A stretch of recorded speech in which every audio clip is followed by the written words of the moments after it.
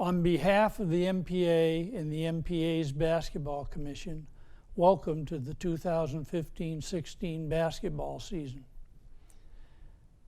The nation's schools, as represented by the National Federation of High Schools, view the rules of high school basketball as being in very good order. Over the past several years, there have been very few rules changes. The same is true of the 2015-16 season. The following acts constitute a foul, and that's Rule 10.6, Section 12. The current rule covers the ball handler dribbler situation, but ignores the action that goes on in the post area with the hands, the arm bars, and so forth. The additional language this year will clarify that these illegal acts should be ruled for every position on the floor, not just the dribbler, ball handler, or post player.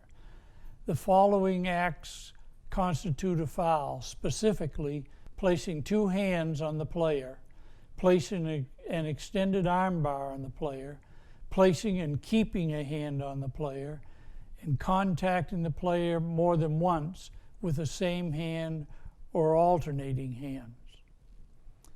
Depicted here is the defensive player with a hand on the offensive player. That constitutes a foul and must be ruled a foul. In this depiction, the defensive player has two hands on the player. That constitutes a foul and must be ruled a foul. On with the editorial changes for this season. First, having to do with uniforms. Memorial or commemorative patches are permissible. The patch must be above the neckline of the jersey. Schools who wish to have a memorial or commemorative patch are to contact the MPA office or the commissioner for permission to do so. Sleeves and tights must be the same color. All sleeves and tights shall be the same solid color and must be the same color as any headband or wristband worn. A knee pad is also a sleeve. Headbands and wristbands shall be black, white, beige, or the prominent color of the jersey, in the same color for each item and for all participants. They must be the same color as any sleeve or tight worn. All players must have the same color. As depicted here, on the left, we see things are legal. The sleeves are all white. In B, on the right, this would not be legal, as we don't have all players with the same colors. Again, the sleeves, headbands, and wristbands shall be black, white, beige, or the prominent color of the jersey, and in this depiction, all are orange and legal. The points of emphasis for this upcoming season. Illegal contact on a post player is any tactic using hands or arms, or just generally demonstrating rough physical movements that allow a player on offense or defense to control the momentum of an opposing player. Contact isn't all about the defense. It applies to offense as well.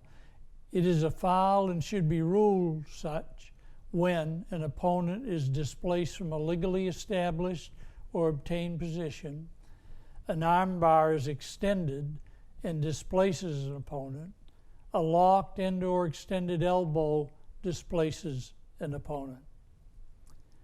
Also, a leg or knee used in the rear of an opponent to hold or displace. Holding, hooking, slapping, pinning, or pushing the leg or body of an opponent.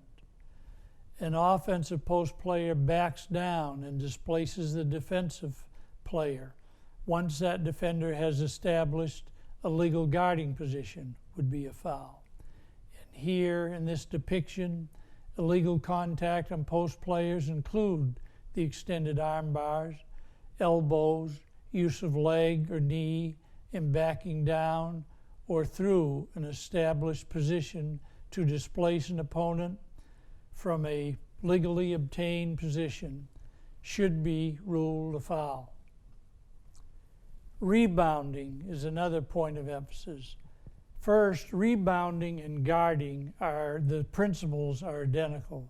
Some examples of illegal rebounding activity are displacing, charging, or pushing an opponent, extending the arms or elbows to impede the movement of an opponent, using the hips or knees to hinder or impede an opponent.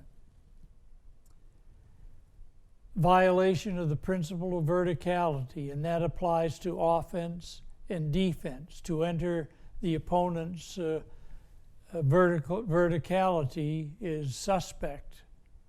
Contact between players in free throw lane spaces prior to the ball being released by the free thrower is illegal and must be ruled a foul.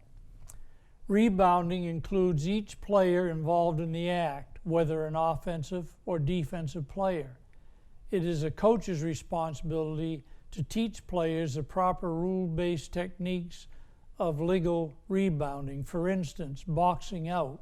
Boxing out by rule does not include contact. It is just getting in the way so the opponent doesn't have a direct route to the rebound. As we are well aware, a year ago, the rule change allowed the players in the free throw lane marked spaces to enter the lane on the release of the ball by the free thrower. That just allows entry into the free throw lane. It does not allow that defender to cross the free throw line with his or her foot or feet and enter the semicircle. That can't be done until the ball contacts the basket ring or the backboard. A player other than the free thrower who does not occupy a marked lane space may not have either foot beyond the vertical plane of the free throw line extended in the three-point line, which is farther from the basket, until the ball touches the basket ring or backboard, or until the free throw ends. Only the free thrower is allowed in the semicircle until the ball is released and touches the ring or the backboard. Because of the rule change, we have to be aware of the violation occurring, and we note the player whose feet is in the semicircle. That is a violation. And then the player who is in the semicircle continuing to back up and contact the free thrower constitutes a foul. So conceivably we could have a violation, and if the free throw is unsuccessful, a substitute free throw, and we could have, because of the foul, after the free throw is completed, then we would have free throws for the foul committed, or if it were not the bonus situation, there would be a throw-in on the end line to the offensive team. Some rule reminders brought to us by the National Federation. Team control on the throw-in came into play in 2011 and 12. Confusion still exists. Team control for the throw-in only is in place to eliminate the penalty of having free throws when a teammate of the thrower commits a common foul during the throw-in. Team control during a throw-in is not intended to be equated to player control status in bounds, which creates team control status in bounds. During the throw-in and team control, 10 seconds, 3 seconds, front court status, back court status, closely guarded are not factors, as there has yet to be player control on the court. There is a difference between team control for the thrower in than team control on the court. And in this depiction, a foul is ruled on the offensive player, and the opponent, as we all know, puts the ball in play with a throw in near the spot of the foul. There would not be free throws even if the bonus situation were in place. In closing, I'd like to bring to your attention the following, which certainly can help and eliminate what are perceived confusions before the game starts. Often the referee has to deal with things that we could help prevent.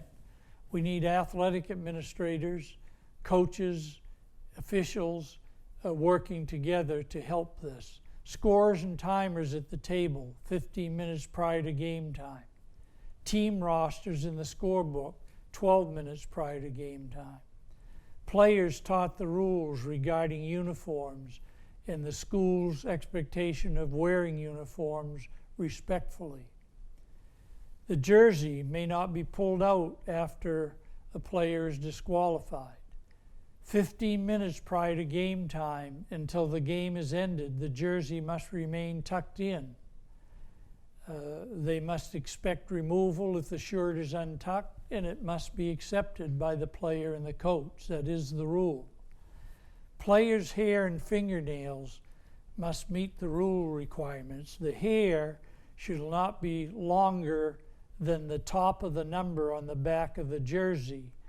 The hairstyles need to be controlled or shortened so that they don't affect opponents' eyes, for instance. Oftentimes we hear complaints about a player going up and down the floor 2 or 3 times with eyes watering.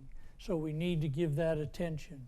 The head coach must adhere to the coaching box. Should the head coach violate that, he or she must accept and expect to be penalized. Assistant coaches must be seated at all times. Grasping the basket ring is not allowed by the rule. The penalty is a technical foul. Expect it and accept it should it occur.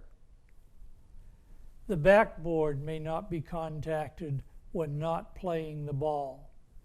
Flopping or acting as though being charged is also penalized with a technical foul. Bench personnel may not disconcert the free thrower. Sportsmanship is a priority of the rules, and hopefully schools, coaches, players, and officials understand that and accept it. Coaches, players, and officials must understand that sportsmanship is not an enemy of competition or of officiating. Thank you for listening, and best wishes for an enjoyable and successful upcoming season.